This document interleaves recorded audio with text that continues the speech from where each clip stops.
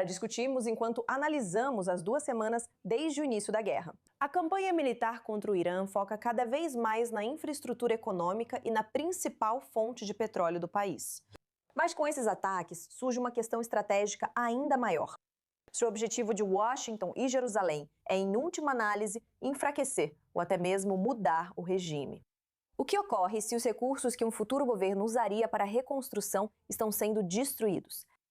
Agora estamos com o analista político Mustafa Danishgar. Quero iniciar com uma pergunta central sobre a guerra em andamento. Você acha que mudança de regime é o objetivo estratégico dos Estados Unidos e Israel na atual operação contra o Irã? Olá, obrigado por me receber. Acho que os Estados Unidos e Israel, especialmente Israel, preferem ter uma mudança de regime no Irã. Mas acho que no final das contas, como o primeiro-ministro Netanyahu e o presidente Trump continuam repetindo, cabe ao povo iraniano mudar o regime. o que eles querem, e esse é o plano estratégico, é desarmar a República Islâmica do Irã e fazer com que ela não represente nenhuma ameaça existencial para Israel e os aliados dos Estados Unidos na região. Esse é, na minha opinião, o objetivo final e estratégico. Mas mais adiante, o que pode acontecer é o colapso político do regime atual, porque temos uma grande, enorme distância entre a nação iraniana e o povo iraniano. E o governo islâmico não representa a vontade do Irã. Povo iraniano mais. Então, isso pode acontecer no futuro. É isso que eu penso sobre o que está acontecendo agora. Israel prefere a mudança de regime. Israel, eu acho, tem uma alternativa clara caso essa mudança de regime aconteça. Parece que eles estão apoiando Reza Pahlavi em vez de outros grupos de oposição. Mas sobre os Estados Unidos não tenho 100% de certeza de que eles realmente irão até o fim e vão pressionar por uma mudança de regime. Bem, tanto Israel quanto os Estados Unidos, como você mencionou, dizem que a mudança de regime precisa, em última análise, vir do próprio povo iraniano.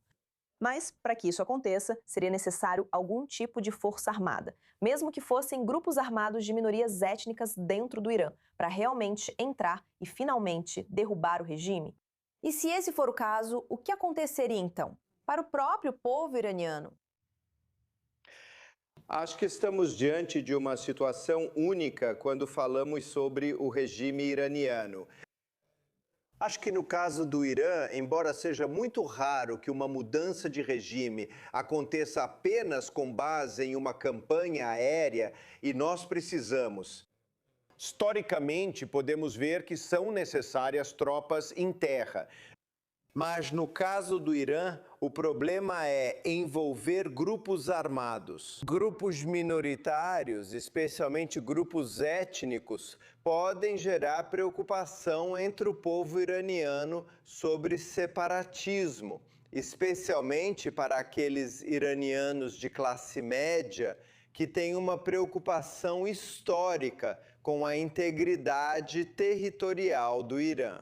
Então, eu acho que isso vai ser mais problemático do que uma solução e pode resolver a situação e ajudar no colapso político do regime. Então, envolver essas minorias étnicas armadas, eu não acho que seja um plano eficaz.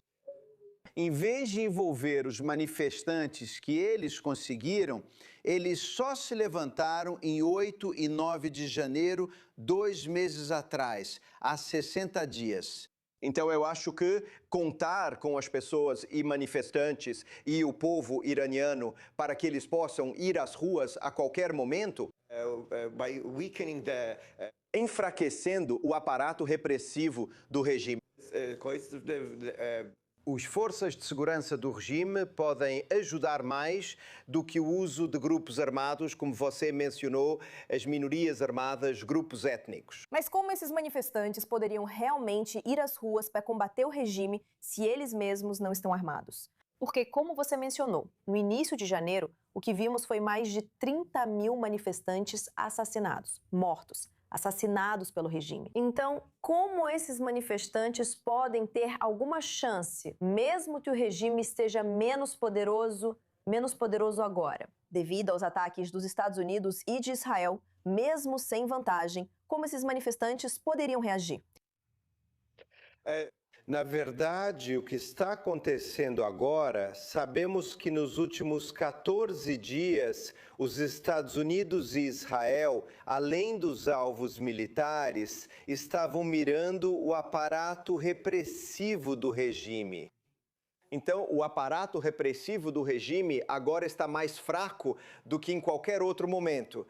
E isso pode ser sincronizado, ou pode acontecer simultaneamente com o colapso político dentro do regime. Podemos ter parte das forças políticas no regime,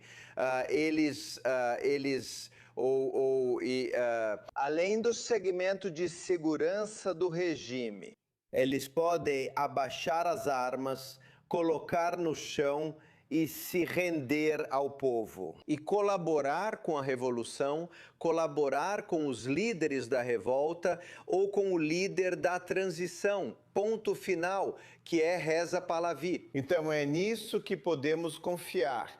Ao invés de armar o povo, o manifestante, o que pode levar à violência, ao caos, a separatismo e pode sair do controle. Duas coisas, se eu quiser encerrar. Primeiro, enfraquecer o aparato repressivo do regime, que foi o que aconteceu agora, além de alguns dos membros internos da Guarda Revolucionária Islâmica dentro das Forças Armadas. Do sistema político, além de alguns atores políticos dentro do regime. Eles podem colaborar com a oposição e fazer a mudança de regime acontecer. Isso, eu acho, pode ser uma solução. Mustafa, se a mudança de regime é um objetivo tanto para os Estados Unidos quanto para Israel, eu realmente quero perguntar por quê? Atacar a infraestrutura de petróleo, como a ilha de Karg, que seria uma tábua de salvação econômica não só para este regime, mas também para futuros, atacar esses ativos torna uma futura transição política mais difícil? O que eu vi é que o que aconteceu em Karg não foi um ataque à infraestrutura de petróleo e energia. Até agora, não estou falando sobre o que vai acontecer, o que pode acontecer no futuro. Até agora, os Estados Unidos estão mirando de forma preventiva na infraestrutura militar iraniana, além do programa nuclear iraniano, além do programa de mísseis. E eles foram além disso. O que aconteceu em Karg não foi um ataque à infraestrutura de petróleo ou à infraestrutura de energia. E eu acho que eles são muito cuidadosos ao escolher os alvos por causa do que você mencionou, que você acabou de mencionar. Porque se estamos buscando uma mudança de regime, precisamos garantir que os recursos financeiros para o próximo regime estejam seguros. Então, mas pode ser um plano se o regime, a República Islâmica, não for decapitada. Se não for decapitada, então eles podem começar. O presidente Trump e os Estados Unidos podem começar por diferentes fases, mirando recursos de petróleo menos importantes, infraestrutura de petróleo, infraestrutura de energia, até chegar aos de maior prioridade e mais importantes. Até agora, eu acho que não há sinal, não há nenhum indicativo de que eles vão mirar, que eles vão atacar sistematicamente a infraestrutura de energia. Mas isso pode acontecer. Então, é isso e aquilo. Por isso é muito importante ter o levante nas ruas o mais cedo possível. Vamos dizer assim, o mais cedo que o colapso político ocorrer o mais rápido possível, antes que os Estados Unidos acabem ativando esse plano. Mustafa Danisgar, é um prazer recebê-lo na I24 News em inglês e ouvir sua visão sobre o Irã e o que pode acontecer nos próximos dias. Muito obrigada. Muito obrigado. Bem, já que estamos falando sobre petróleo,